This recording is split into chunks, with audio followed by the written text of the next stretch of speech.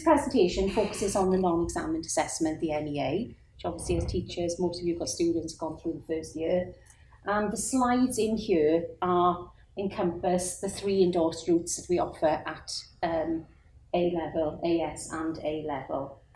So the focus, first of all, we're going to have a look at reviewing performance and the lessons we can learn from the AS. So we've just gone through the first year of AS, and there are strengths that you can develop further, but there are obviously weaknesses that we need to pick up on as we move forward. So the NEA is 20% of the A-level qualification. So you've got 40% is AS, 60% is the A-level part. So when we look at the NEA at AS, it's 20% of the overall mark moving forward. When we talk about 40 hours of candidate work, that's an approximation. They go slightly over or slightly under. You know, we're not going to sort of worry too much about that, but it shouldn't be excessive. Obviously, the demand 60 hours is going forward, progression to A-level. We discussed that a little bit further in the presentation, but obviously the depth and the analysis needs to be, and refinement needs to be in there. At both levels in Wales, the contextual challenge is developed by the learner.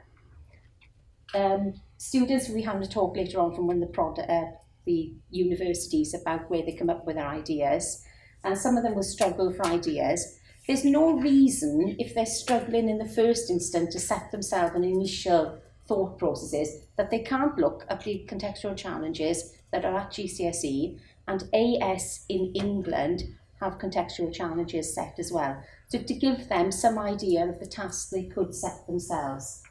The same procedures will go ahead, internally assessed and externally moderated. The process will continue as we have been doing over I don't know how many years. And we will continue to come out and visit you in your schools, give feedback in the same way we've done before.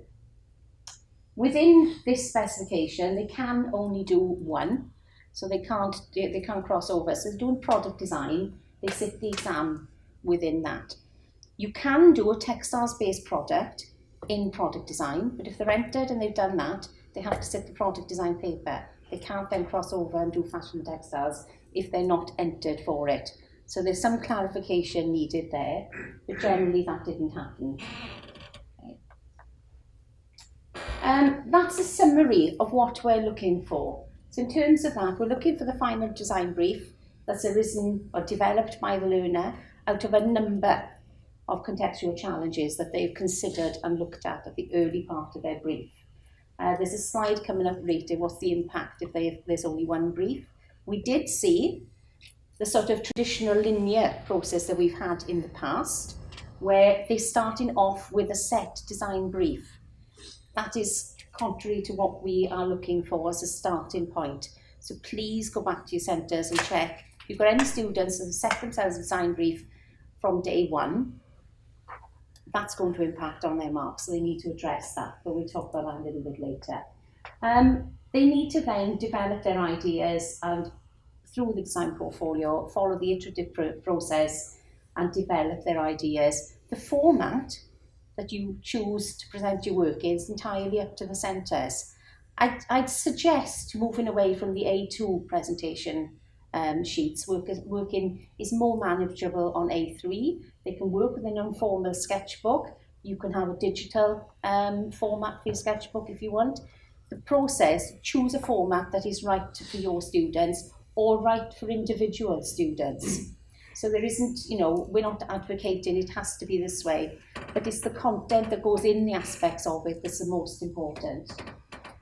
When we're talking about a high quality prototype, at the end, it doesn't have to be a functioning prototype. So it is a prototype product as in the concept. It needs to be finished to a high level. So at least it looks like the real one or the real thing that's going to move forward. It doesn't necessarily have to work.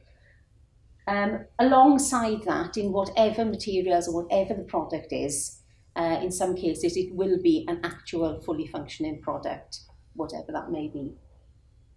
Any additional evidence, test pieces, we'd like to see it all. Understandably, in schools, space and keeping all these models may be an issue. So that as long as there's evidence that testing and the iterations have gone on, they could be in the form of photographic evidence that is then in their portfolio of work. And they've thought about it, they've analysed it, they've done some sort of more testing as a result of it. It would be nice to see some of the test pieces, but as long as the evidence is there, that's absolutely fine. So it's basically, that's a summary of what we'd expect, regardless of what level we're talking about here.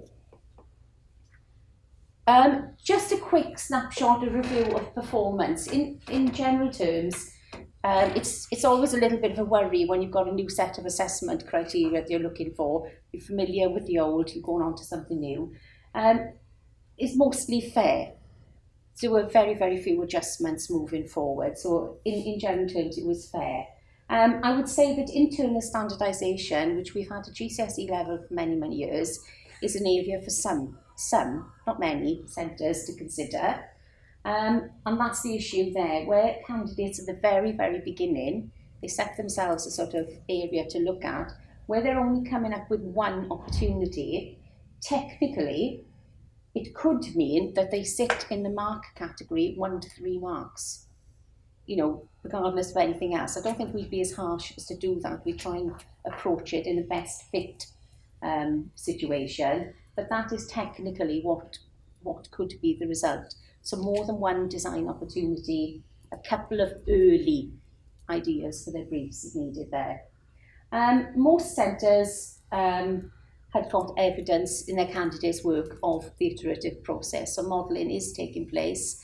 There's an improvement, but at A level, it's kind of been the standard for a few years. So I think centres are building on the good practice that they've already got in the schools.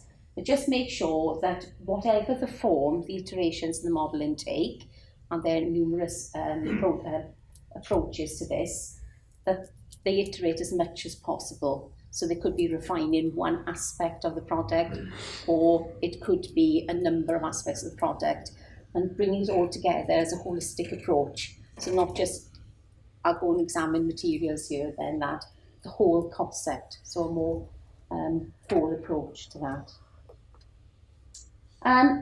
Just be careful, it's just a note to say that whatever form their research takes, make sure that it is relevant. So cut away the bits that aren't necessary and focus on what is necessary. So if they're looking, for example, at a designer, we don't really need to know the background about the designer. What is it in the designer's work that can support the student, and what are they going to use? There could be a case that they have examined somebody and then decided that that isn't what they want. They go down a different avenue and go somewhere else. But make sure it's what they're finding out is recorded, not a brief history of anybody. The needs and wants of users is critical. If you're familiar with marking criteria, it comes through, whether it's stakeholders, clients, users, whatever, that is central to it. So if they've got somebody who is or represents their client, you know, it'd be good to bounce ideas and get their judgments as an ongoing process. So it's quite a good thing to have that, not necessarily essential, but they have to be considered, and the evidence in all the marking strands that the needs of users are considered. Design briefs have arisen as a result of the thorough research, were mostly well written, and again, specifications in some cases were a little bit superficial, don't really understand how it's going to move the designs forward, and obviously that should be used in their designing to see if they're meeting that. That said, in the course of true iteration, they may go slightly off brief, but come up with an equally good concept model or a design. Evaluate it. There's no criticism to say you don't meet the specification point, as long as there's a reason to say why I haven't done that. But there needs to be measurable criteria there. A point to make is that the new mark scheme asks for measurable criteria. If you still use the terms quantitative and qualitative, that's fine because it is measurable, but there's no need to have a hierarchy of specification points. Okay, so don't drop any good practice you've had before, but how you present it doesn't have to be a hierarchy, it's non-spec. Sketchbooks are used to good effect. You can see the work out there. Have a look at those and have a look at the good quality sketchbooks. I've also got some other sketchbooks from fashion and textiles and product design that are really good iterative processes there, so I can share those with you if you like later.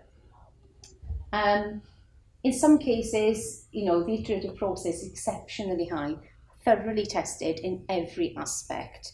You know, it is questionable whether that's 40 hours work. Sometimes a candidate wants to run away with something, just let them carry on and work their way through that. What we did see in some cases, if you're working in an informal manner in a sketchbook, there is no need to redraw those things on large sheets, wasting time. If it's recorded in an informal manner, fine. Some people work in a sketchbook and they want to take photographic evidence, put it on their PowerPoint because the formal side is on there. Don't have a problem with that, but there's no value really in redrawing large pieces out of your sketchbook. If it's in there and it's recorded, we can see it. When we look at it and we say what's in the formal presentation folder, it only asks for pictorial detail of the final product. So there's repetition somewhere that, you know, it's essentially not going to gain them any more marks. Technical details in some cases lacked, you know, the necessary information. And depending on which material area you go in, there are different formats to set this out. So you use whatever format. Textiles do it in such a different way to product design. So whatever format you use, that said, it should be sufficient, and it goes to the sequence, the logical sequence for making. It needs to be sufficiently detailed for a third party to realise the same. So just be careful or look to see that there is enough evidence in there. Very many high quality products out there. It's really good going around and you see the sort of level of detail and complexity of some of these products.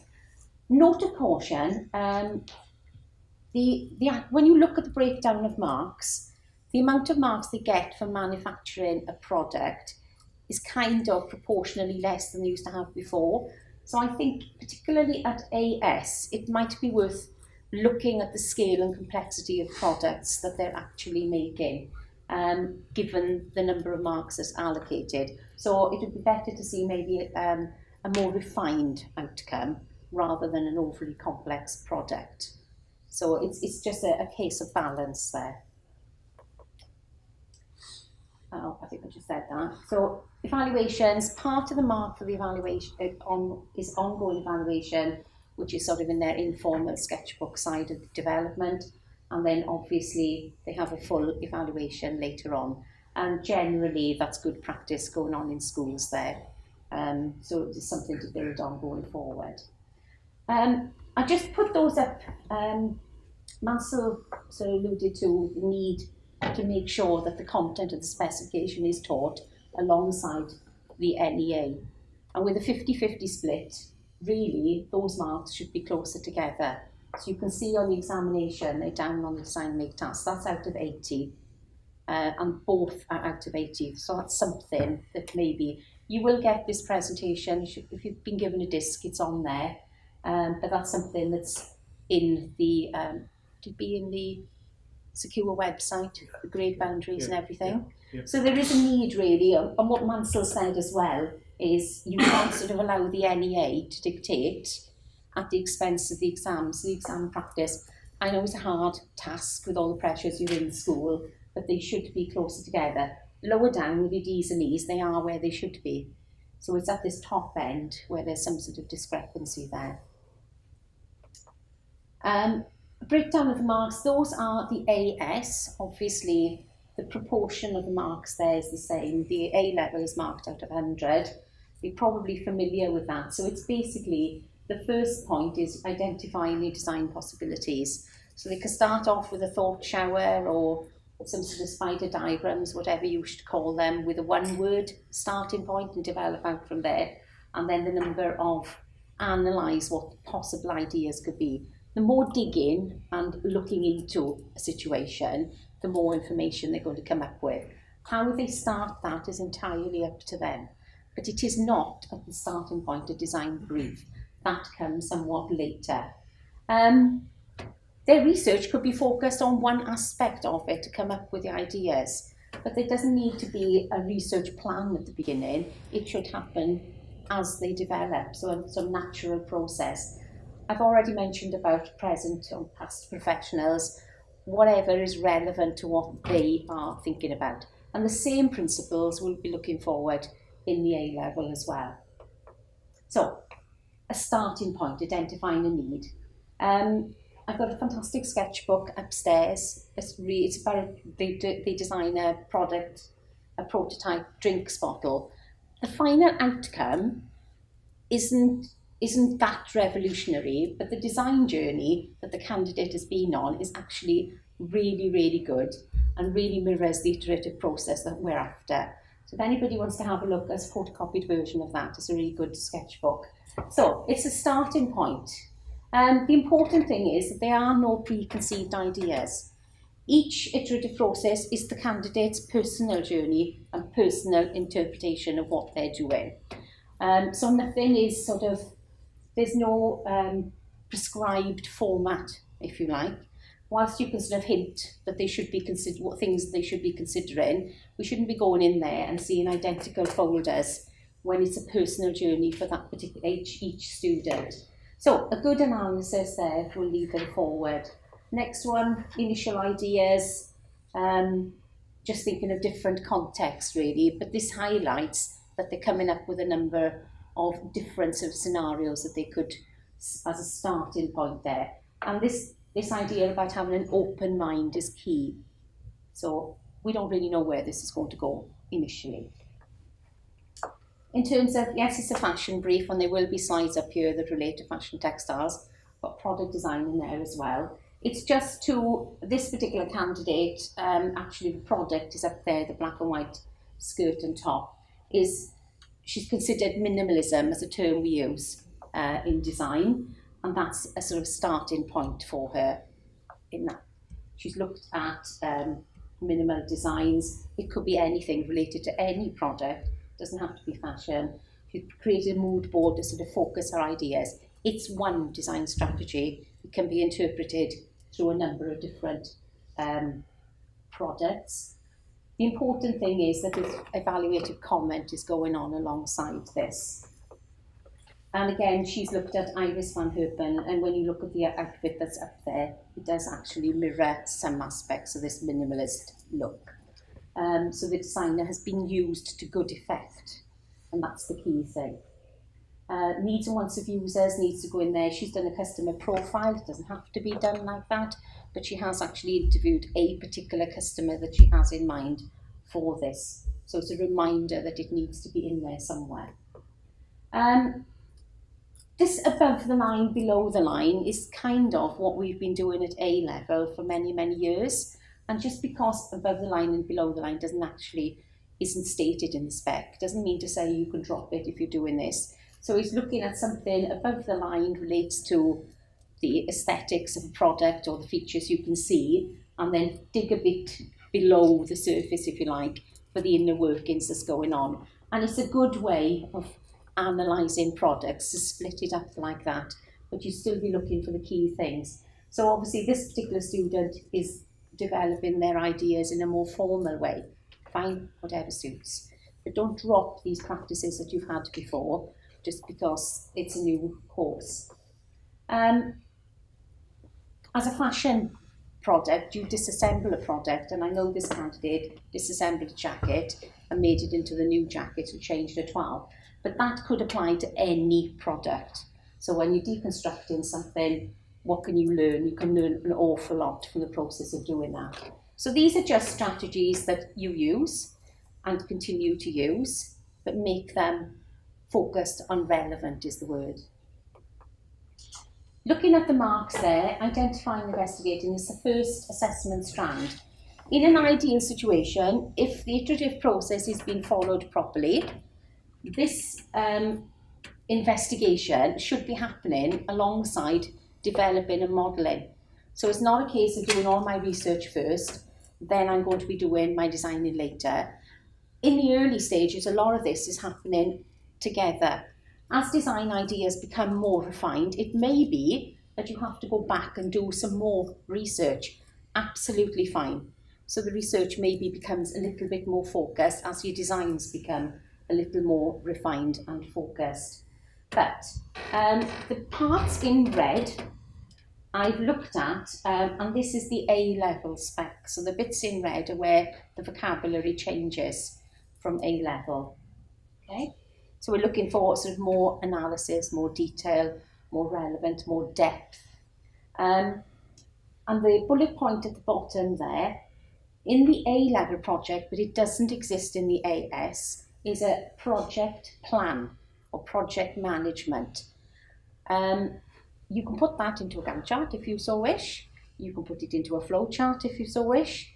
Present it however, but there has to be some approach that's not to be confused with a sequence for manufacture that comes later in the assessment. So you need to be looking at project management is planning the time. So if the candidate knows when the project has got to be finished by, you can give them that deadline, but they need to manage their time.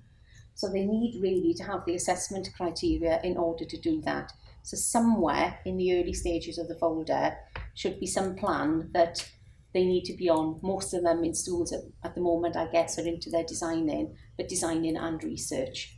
So when do they want their sort of final design brief done? Maybe middle to the end of November, so they can start manufacturing, something like that. So they need to plan that. It doesn't have to be overly complex. If you do put a Gantt chart in there, which some centres favour, make sure that the times are relevant and that it is realistic. It's up to you. We're not going to dictate whatever. Dropping down, moving on then to developing a design brief and specification. Once they have done most of their research, they'll sort of bring their ideas together, sort of analyse what they found out, identify the key features of what they've done, and that should then lead to their final design brief, which happens some way into the project. So the design brief is a statement of what they're going to do, a statement of intent, and the specification should be arrived at as a result of the research that they've been doing. And that's the starting point for moving your designs forward. Again, we're looking for measurable criteria, and the spec should be referenced in the design process to see whether or not they're meeting what they intended to set out to do. If they don't, there may be a very good reason. So that's acceptable too. Some people have got quite a formulaic approach, and in this particular centre, it's not our job to say whether it's right or wrong.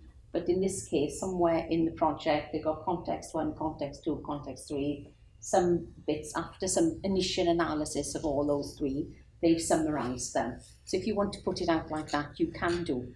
It's entirely up to you, no set format. It's this centre's way of doing it. Be mindful that some centres are working and they're doing, they're kind of following the assessment strands, which doesn't necessarily then lend itself to the iterative process quite so well. So the process in the folder looks like a linear process. Just be mindful of how they're setting their work out. And this is kind of on the borders of whether it's going to go down a linear format in the development. But it's one way of presenting ideas. The candidate here has a clear summary of the research that they've done, which then leads into their personal design brief, which is somewhat further down in there. And you should be clearly that the research has been relevant, he's used it, this is what he's going to do. In that case, product is a little bit further on there. He's developed a form of luggage that also converts into a chair. So I'll show you that a little bit later on there. And the key points there: recyclable, sustainable, repairable. So that's what he's found out. But there should be aspects of that in the research that he's done. In terms of how you set out your specifications, in whatever format, this particular candidate has identified in yellow moral issues, and I think it's social issues, and the red is measurable. So they're in there somewhere. And there's also a couple of design briefs that are on the top there. So how you set it out, if you want to use a table, this is probably the only place that we would sort of not disagree with setting it out in a table format. But in terms of designing, tables aren't considered a designerly approach. So if there is a must to put a table in, that's probably it. just another way of putting it in there. They've got qualitative and quantitative. In some ways, a lot less detail in that, but maybe it's focused and straight to the point. This is the relevant points there. We have got measurable hierarchy on the end over there. There isn't a need for that, but they should be using the key terminology that we know and refer to all the time in D&T. And that's basically, the red bits highlight the difference between the AS and the A level. So we're looking for comprehensive detail, you know, a range of strategies. So however they come up with their design strategies, whatever, there are a number of different ways you can approach that, different modelling techniques. Design strategies could be the questionnaires. If they're doing a questionnaire, make sure it's relevant and focused and it's going to lead them somewhere. So whatever strategies they use, but obviously at A level, they maybe need to be a little bit more far-reaching than they would have done at AS. Moving on to generating and developing ideas, 25% of the NEA. In terms of proportion, that's a lot of marks for this section when you look at 12 marks for the previous section. So there's a lot of this is going on when they're starting their research, but as their designs become more focused, they should become a little bit more refined. And looking at materials, components, dimensions should be happening as they're modelling their ideas. So it's not a case of going off and doing this, then doing that, a whole approach. Right, some initial sketched ideas. They're quite detailed here. For some ideas, the annotation is there, reference to the spec, you know, some nice sort of concept ideas, development of form, some ideas to get them started. Initial ideas don't even have to be as refined as that. I'd expect these to be a little bit further in when they've got more idea what they're doing. Development of that comes out of the sketchbook that I've got upstairs. Fantastic levels of detail going on there. And what comes through clearly is the modelling and the iterations. There's so many different versions. They've even referred to, is it biomimicry? That's right, isn't it? Biomimicry is in there when they're replicating or mirroring designs from nature. Really good ideas there. Different forms of whatever the modelling is. Sketch forms, CAD modelling, card modelling, flexify modelling, whatever it is that they want to do. More modelling do, they'll understand the context better. They'll also understand the processes that they need to develop moving forward. Form block modelling there, card modelling. I'm flicking through these quite quickly. You can look at these at your leisure when you've got your disc back at home. So you've got CAD work going on as well. In textiles, your modelling can be in anyone. They can be in any materials for anything. And to get the structure of the form, that particular candidate has wrapped a plastic bag around to get some shapes going on for some outfit that she's going to be made. It's only to get across there. The modelling takes many, many different forms. Sketches, as they move forward, should become more refined as they're closer to their sort of final outcome, if you like. Different views of different things. So when you've got some simulations where you can see different views going on, whether it's CAD work or whatever, that should be in there as well. So you're looking at it from different angles. Analysis should be within there, so evaluated comments. In textiles, that is just decorative techniques, so I'll move over these quite quickly. So that would be iterations in there, that's print. So that would be another way of looking at it. But again, if you're developing logos or anything like that, it's the same processes. And again, size comes into this, so somebody's been measured up there. But then anthropometrics, ergonomics, that should be in with whatever products you're developing. Moving forward, just the final concept board there, that's upstairs. That's one way of doing the technical details in textiles. Oh, I don't know where they are. They could be anything you want them to be. There should be another slide in there, I don't know what's happened to that. But I put another manufacturing specification in there that relates to product design, so you can see the comparisons. But whatever you're doing in terms of those, whatever the product is, the manufacturing details need to be sufficiently detailed that a third party can realise those. Going forward in A level, they ask about environmental sustainability costs. social, moral and ethical factors were in there, which are relevant to the design of the potential user. So do that in consideration for what their project is. Okay, so if I suppose really as responsible designers of the future, they should always be thinking about environmental and sustainable issues, so there's something to be encouraged. But there may be a different focus for them, so don't penalise a candidate. If it's what we don't want is something shoehorned into something for the sake of it being there to tick off something. But then, if we are responsible designers, maybe those points should be in there somewhere. So just something for you to be mindful of. And then fully consider the manufacture of the prototype. So we're looking for a good plan for making, coming into that there. So that's where the technical details would be. Plan for making comes into the next band. Manufacturing a prototype. There's a summary.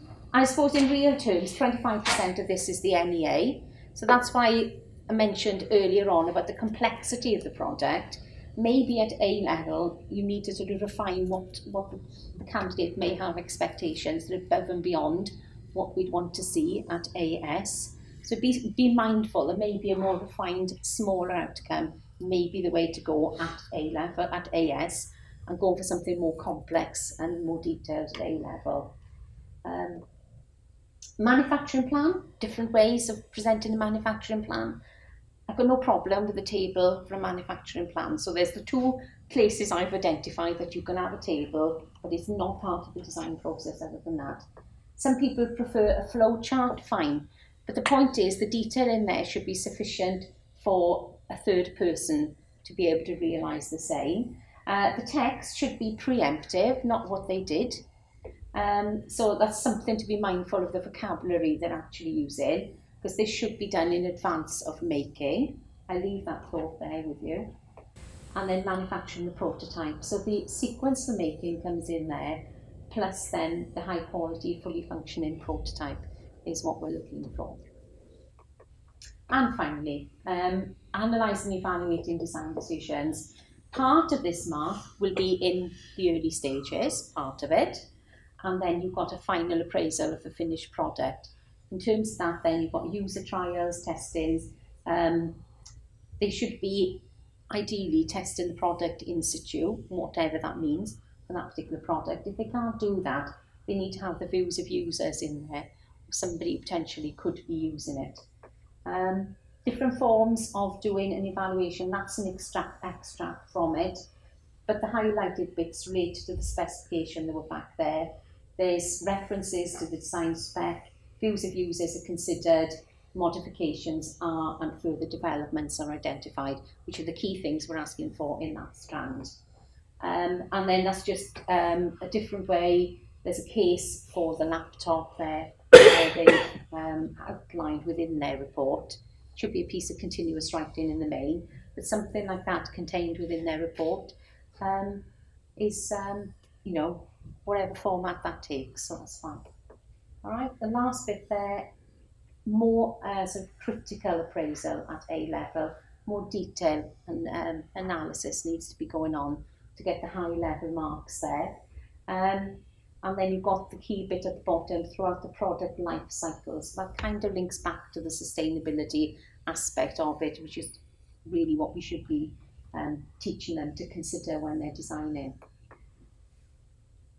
That's just for reference purposes of how the allocation of marks breaks down. So you've got your equal weighting, the A level is 60%, and about the importance of having a balance within delivering the theory and the NEA.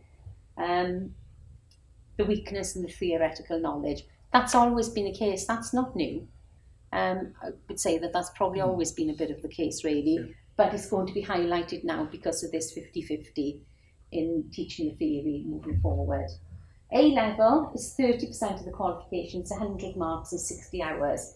Again, it's developed, the context is developed by the learner. Same criteria, when we come out we'll moderate the AS and the A level in exactly the same way. And just, that's the mark set up for the A level, where it was it 12, 20, 16, was it? That's the difference there. So this is 100 marks.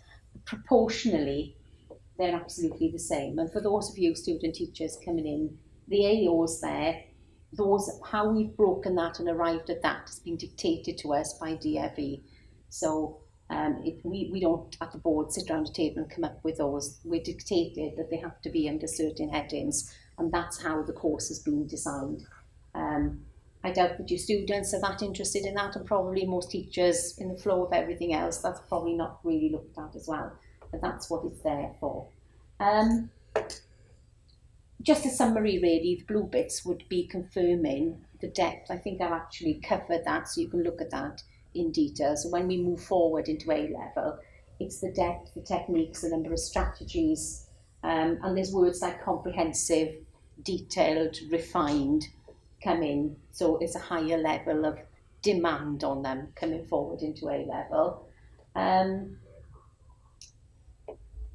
There's no point to go through all those. So, and then that's a summary of that. So key points: a range of problems that generate more than one design brief from the early stage is important. They can look at a number of contexts to start with, or they can come from one. The idea is that they come up with a number of potential design problems. Encourage more modelling and testing the concepts, and that's where they'll gain their marks. The evidence needs to be there, and the CAD modelling takes place in or whatever it needs to be. You can use that. Concepts and prototypes of designs, anything, whichever way was going to lead their designs forward and move their designs forward. Even 3D printed products, which is coming through, really good to see, embracing new technology coming in there. So there's a lot of 3D printing going on to move their ideas forward. And then just to reiterate then that the concept model, if it is a concept model, needs to look like the real thing, and that's key. Logical sequences, preemptive text, sufficiently detailed to be able to follow, and again that should be at a greater level, at A level. Evaluations should contain end testing, and that way you can get solid. If it's not tested, how do you know how you can improve it, or what should be improved? Those modifications could be in the form of manufacturing, something to do with the design, feedback you've had from your clients, anything that's going to be, and then your modifications could be in sketch form, written content, whatever. You can do another little questionnaire or a survey or an interview with your end users if you want to there. Informal sketchbook, formal portfolio. You put that in like that. How you present this is entirely up to you, but don't go repeating work for the sake of it. And as sketching and modelling of the ideas, or presenting the ideas comes forward, they should be more refined the further into the course they go. Make sure the detail required with the assessment bands is covered. Share the marking criteria with your students, or at least direct them to where it is on the WJEC website. I think that is really important. They understand what we're going to be assessing them on, really.